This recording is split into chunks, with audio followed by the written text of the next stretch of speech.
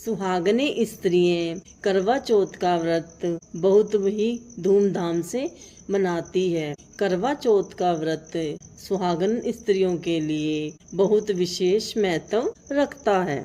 आज के दिन सुहागने स्त्री व्रत करती है, करवा माता का पूजन करती है और शाम को चांद को अर्घ देकर चंद्रमा की पूजा कर कर अपने पति के हाथों पानी पीकर अपना व्रत का पारण करती हैं। तो करवा चौथ की कथा लेकर हम आपके सामने प्रस्तुत हैं। सुबह स्नान करने के पश्चात एक चौकी पर लाल कपड़ा बिछाकर करवा माता का चित्र स्थापित कीजिए और संकल्प लीजिए कि हे करवा माता, मैं अपने पति की लंबी आयु के लिए करवा चौथ का व्रत कर रही हूँ। आप हम सब पर अपनी कृपा बनाए रखना। और फिर करवा चौथ में प्रार्थना करें। अब आप 2 मिट्टी के करवे लीजिए। एक करवे में आप मखाने फूल पतासे डालिए और एक करवे को जल से भरिए। फिर आप करवा चौथ की कथा सुनिए। करवा चौथ का सबसे पहले व्रत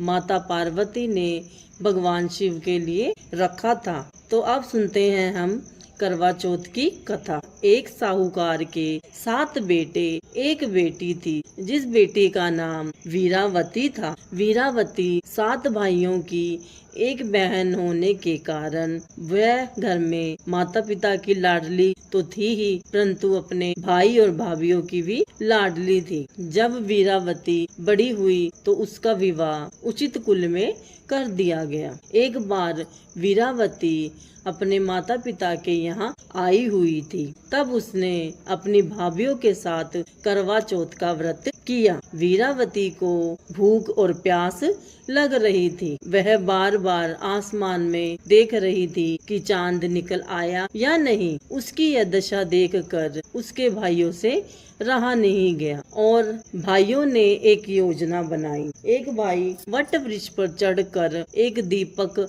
और छलनी लेकर खड़ा हो गया। तब शेष भाइयों ने कहा कि वीरावती, चांद निकल आया है, तुम अर्घ देकर अपना व्रत खोल सकती हो। जब वीरावती ने देखा तो एक भाई ने वट वृक्ष पर खड़े होकर छलनी में दीपक किया प्रकाश किया। दूर से देखने पर प्रकाश चंद्रमा के भांति चमक रहा था। वीरावती ने भूख प्यास के कारण उस प्रकाश को चंद्रमा समझकर अर्घ दिया और अपना व्रत खोल लिया। जब वह भोजन करने लगी तो उसके एक कोर में बाल आया, दूसरे कोर में उसे छींक आई, तीसरे कोर में उसे ससुराल पक्ष से निमंत्रण आया कि उसके पति की मृत्यु हो गई है।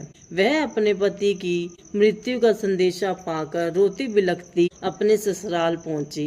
वह रोती बिलखती विलाप करती हुई कहती, हे करवा माता, मैंने क्या भूल की जो मुझे यह दंड मिला। तब इंद्राणी, जो इंद्र देवता की पत्नी थी, प्रकट हुई।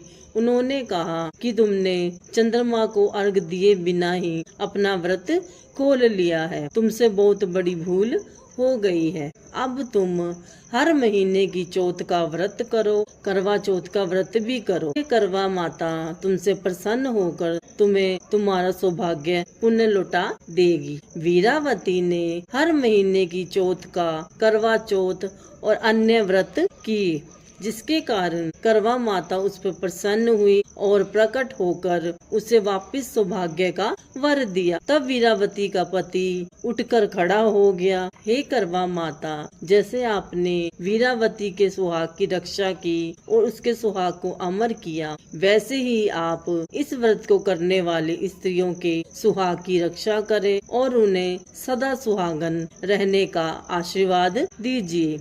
जय करवा माता की। अगर आपको कथा अच्छी लगी हो तो वीडियो को लाइक कीजिए, चैनल को सब्सक्राइब कीजिए, बेल आइकन का बटन प्रेस कीजिए और कमेंट में जय करवा माता की जरूर लिखें। राधे राधे।